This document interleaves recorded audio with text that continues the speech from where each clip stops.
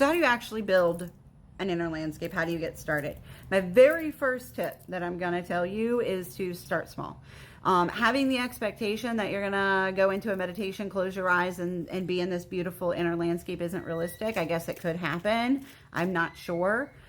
One thing that I always say to keep in mind with any practice like this is that you may need to become aware of how your brain works in visualization. So I see pictures and I hear a lot of language. So it's like watching a movie. However, I've had people tell me they don't see visions at all.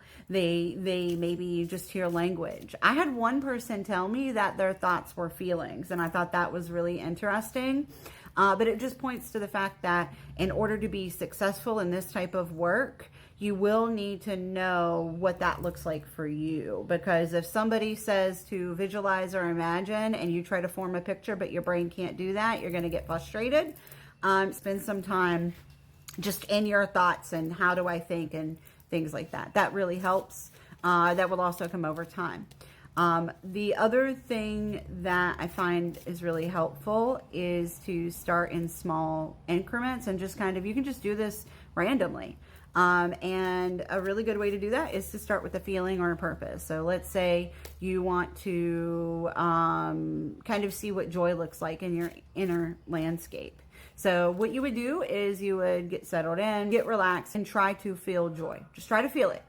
Don't think too much about it. Just try to feel it.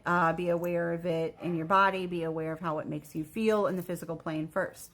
And then what you can do is you can close your eyes and try to imagine that in whatever your landscape looks like. So like, what does a joyful day look like? You may also reference your memories, a time you've ever felt joy.